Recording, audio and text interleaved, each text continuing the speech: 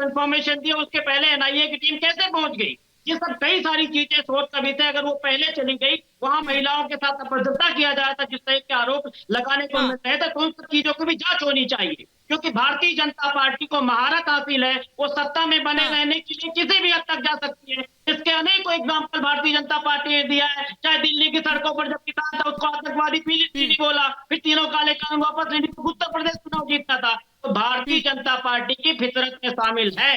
नहीं तो एजेंसी किस लिए, नहीं तो एनआईए अगर वहां गई थी तो किस लिए गई थी? पटेल साहब आपको पता होगा ना, पटेल साहब, पवन पटेल जी आपको पता होगा ना, एनआईए अगर वहां पर गई है तो किस लिए गई है? वो जांच कर रही थी ना, वो जांच कर रही थी ना। न्यायालय के आदेशानुसार वहां पर गई थी, लेकिन जो एक प्रोटोकॉल होता, मैंने दोनों चीज को बोला, आपने सुना होगा कि किसी के ऊपर इस तरह का हमला नहीं करना सिद्धार्थ जी, हाँ।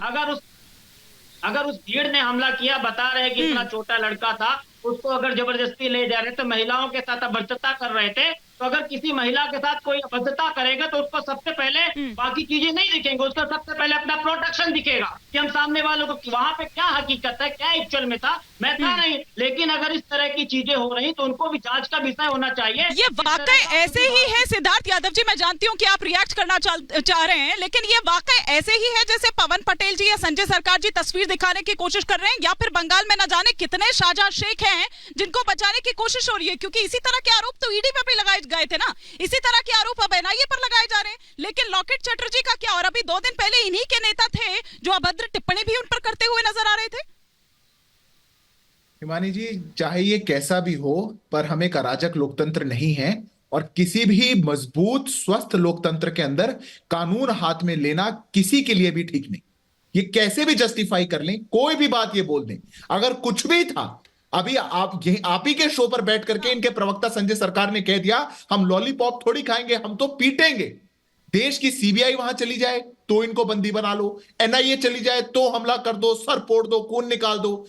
आज एनआईए चली गई, एनआईए किस ले गई? ईडी किस ले जाती है? एनआईए वहां पर आतंकवाद से जुड़े हुए, देश की सुरक्षा से जुड़े हुए विषय की जांच करने गई। पर ये सारी समस्याएं, मैं तो ये पूछता हूं, वहां पे ही क्यों आती है जहां पे भारतीय जनता पार्टी अभी सरकार में नहीं है, या यूं कहा जाए कि अभी कुछ कदम पीछे है, कहां पे अभी हम थोड़े कमजोर हैं। बंगाल के अंदर, केरल के अंदर, केरल से सबसे ज्यादा आईएसआईएस में जा रहे हैं, बंगाल के अंदर अराजकता फैलती जा रही है। ये किस लिए? और फिर ये लोकतंत्र की बात करते हैं, संविधान की बात करते हैं। ये सब कुछ मुखौटा है हिमानी जी।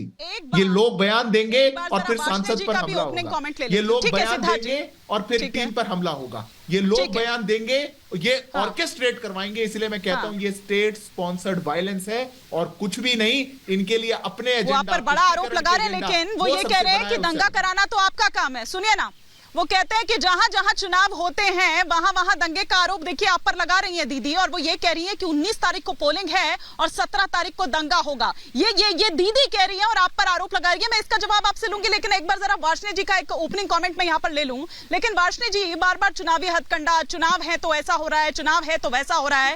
अगर चुनाव है तो क्या किसी एजेंसी